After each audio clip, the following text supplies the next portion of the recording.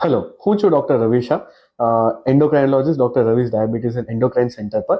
અને આજે મિર્ચી ન્યૂઝના માધ્યમથી હું આજે ફરી હાજર થયો છું થાઇરોઇડના વિશે ચર્ચા કરવા માટે. તો આપણે આગળના એપિસોડ્સમાં ડાયાબિટીસ રિવર્સલ એના વિશે ચર્ચા કરી હતી. આજે આપણે થાઇરોઇડના અલગ અલગ પ્રકારના બીમારીઓ અને એમની ટ્રીટમેન્ટ એના વિશે આપણે ડિસ્કસ કરીશું.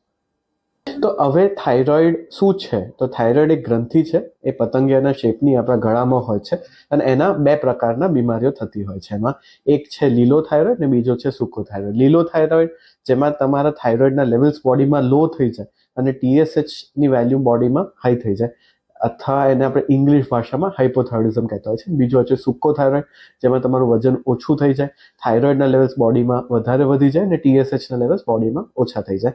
એને આપણે બીજું ઇંગ્લિશ ભાષામાં હાઇપોથાઇરોઇડિઝમ કહેતા હોઈએ છીએ.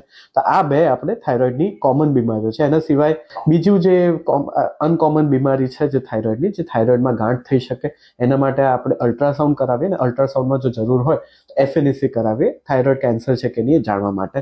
આપણે એના સિવાયનો એક સેપરેટ ટોપિક છે કે થાઇરોઇડની બીમારીઓ પ્રેગ્નન્સીમાં કેવી રીતના પ્રેઝન્ટ થાય અને એમનું કેવી રીતના આપણે ટ્રીટમેન્ટ કરીએ, એ આપણે નેક્સ્ટ એપિસોડમાં ડિસ્કસ કરીશું. હવે થાઇરોઇડની બીમારીઓના લક્ષણ શું હોય છે? તો સૌથી પહેલા આપણે લીલો થાઇરોઇડ હાઇપોથાઇરોઇડિઝમ વિશે ડિસ્કસ કરીએ. તો આ હાઇપોથાઇરોઇડિઝમમાં તમારે બોડીમાં તમને ઠંડી વધારે લાગવા મળે, તમને આખો ટાઈમ થાકેલા તમે લાગવા મળો, તમને થોડું ઊંઘ ડિસ્ટર્બ થઈ જાય, થોડું આપણે મેન્ટલી તમે થોડા ડિસ્ટર્બ થઈ શકો, લેટ્રિન પાસ કરવામાં થોડી દિક્કત થઈ શકે. આ છે આપણે લીલા થાઇરોઇડનો સિમ્ટમ્સ. હવે હાઇપરથાઇરોઇડિઝમ અથવા સૂકા થાઇરોઇડના સિમ્ટમ્સ શું છે? એમાં તમારે ડાયરિયા થઈ જાય, લેટ્રિન તમારે વારંવાર જવું પડે, તમારી ગળું અને આંખો એ બહાર આવે, તમને હાર્ટ બીટ હોય એ તમને વધારે ફાસ્ટ મહેસૂસ થાય અને તમારે વજન ઓછું થાય. એ છે હાઇપરથાઇરોઇડિઝમના સિમ્ટમ્સ. આના સિવાય બંને ટાઈપના જે થાઇરોઇડ છે એ થાઇરોઇડના આંખના કોમ્પ્લિકેશન અને થાઇરોઇડના ચામડીના કોમ્પ્લિકેશન સાથે આવી શકે. એટલે થાઇરોઇડમાં તમારી આંખ બહાર આવી શકે અને તમારી ચામડી ઉપર, પગની ચામડી ઉપર ખાસ ચેન્જીસ આવી શકે. એ બી થાઇરોઇડના લક્ષણ હોય છે. એના સિવાય જે થાઇરોઇડની ગાંઠ છે, જનરલી આપણે ગળામાં કંઈક તમને ગળતા હોય ત્યારે કંઈક ફીલ આવે અને તમારું જે ગળું હોય થોડું બહાર આવી જાય, એનાથી પ્રેઝન્ટ કરતી હોય છે. તો થાઇરોઇડની બીમારી જે પહેલા બહુ લેટ સ્ટેજમાં પ્રેઝન્ટ કરતી હતી, જ્યારે થાઇરોઇડના પેશન્ટ્સ હોય કોમામાં આવી ગયા હોય, એ લોકો બિલકુલ બી રિસ્પોન્ડ ના કરતા હોય, એમના અંગો સાવ ઠંડા થઈ ગયા હોય. પણ હવે એ પ્રેઝન્ટેશન છે બહુ અનકોમન થતું જઈ રહ્યું છે, કારણ કે જનરલી થાઇરોઇડના ટેસ્ટ એની પહેલા લોકો કરાવી દેતા હોય છે. 3 ટાઈપના આપણે થાઇરોઇડના ટેસ્ટ હોય છે, TSH, T3, T4, અને એની સાથે આપણે એન્ટીબોડીઝ લીલા અને સૂકા થાઇરોઇડ માટે આપણે સ્પેસિફિકલી કરાવતા હોઈએ છીએ. હવે જનરલી એમાં થાઇરોઇડના લેવલ તમારું 10 કરતાં વધારે હોય અથવા T4નું લેવલ તમારે બહુ વધારે હોય તો આપણે લીલા થાઇરોઇડ ને સૂકા થાઇરોઇડની આપણે ટ્રીટમેન્ટ કરવી પડે.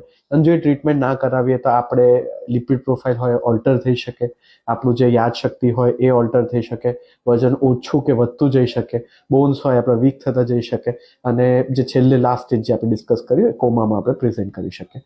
એના માટે થાઇરોઇડની ટ્રીટમેન્ટ છે બહુ જરૂરી છે. હવે જો થાઇરોઇડની બીમારી હોય તો આપણે એને ઠીક કેવી રીતે કરી શકીએ? તો 2 પ્રકારની આપણે જેમ બીમારી ડિસ્કસ કરી. લીલા થાઇરોઇડમાં આપણે એક બહુ જ સિમ્પલ હોય છે, થાઇરોઇડની ટેબ્લેટ આવતી હોય છે, એ બહારથી આપણે લેવાની હોય, 25 થી લઈને 200 પાવરની આવતી હોય, અને એ આપણે ભૂખ્યા પેટે એક ગોળી નાસ્તાના અડધો કલાક પહેલા 1 ગ્લાસ પાણી સાથે અને કેલ્શિયમ, આપણે ચા, એ બધું થોડા ટાઈમ માટે અવોઇડ કરવાનું એ ટેબ્લેટ લીધા પછી. એના સિવાય જે આપણે સૂકો થાઇરોઇડ છે એની 3 ટાઈપની ટ્રીટમેન્ટ આવતી હોય છે. એક છે આપણે ગોળીઓ આપી શકીએ, બીજું આપણે રેડિયો એક્ટિવ આયોડિન આપી શકીએ, ત્રીજું સર્જરી આપી શકીએ. એ પેશન્ટને જોઈને આપણે આગળ ડિસાઇડ કરતા હોઈએ છીએ. હવે થાઇરોઇડ જે છે એ દવા વગર નેચરલી રિવર્સ થઈ શકે કે નહીં? તો જનરલી જો તમારા TSHના લેવલ્સ લીલા થાઇરોઇડમાં 10 કરતાં વધારે હોય તો જનરલી એ રિવર્સ ઓટોમેટિકલી ના થઈ શકે. પણ જો તમારે એના કરતાં ઓછા લેવલ્સ હોય અને તમારે જો વજન વધારે હોય અને તમે વજન એને ઓછું કરો તો એ નેચરલી રિવર્સ થઈ શકે. તો હવે આપણે થાઇરોઇડમાં ડાયટ કયો લેવો જોઈએ? તો અલગ, જેમ પહેલા મેં વાત કરી, 2 ટાઈપ, લીલા થાઇરોઇડ, સૂકા થાઇરોઇડ. લીલા થાઇરોઇડમાં આપણે આયોડાઇઝ સોલ્ટ લેવું ખાસ જરૂરી છે, કારણ કે જો આયોડિનની ડેફિશિયન્સી હોય તો લીલો થાઇરોઇડ ખાસ થતો હોય છે. એટલે જે બી માણસો સેંધા નમક કે રોક સોલ્ટ લેતા હોય એ લોકોને ખાસ જણાવવાનું કે એટલીસ્ટ 2 ચમચી દિવસની આપણે આયોડાઇઝ સોલ્ટની લેવી જોઈએ. એના સિવાય આપણે અમુક લીલા શાકભાજી હોય છે, જેમ કે આપણે ફૂલ છે, ગોબી છે, લેટસ છે, એ આપણે વીકમાં 2 વાર કરતાં વધારે ના ખાવા જોઈએ, કારણ કે એનાથી વધારે ખાઈએ તો જે થાઇરોઇડની ટેબ્લેટ હોય છે એનું અબ્ઝોર્પ્શન હોય છે એને ઇન્ટરફેર કરતા હોય છે. જ્યારે સૂકા થાઇરોઇડમાં દવા સિવાય બીજું કોઈ સ્પેસિફિક ડાયટમાં ચેન્જ કરવાની જરૂર નથી. હવે આપણે નેક્સ્ટ એપિસોડમાં થાઇરોઇડના પ્રેગ્નન્સીના શું બીમારીઓ હોય છે, એમને કેવી રીતના ટ્રીટ કરવાનું એ આપણે ડિસ્કસ કરીશું. પણ તમને આ એપિસોડમાં થાઇરોઇડ વિશે કોઈ બી પ્રશ્ન હોય તો પ્લીઝ કમેન્ટ સેક્શનમાં નાખજો. Thank you.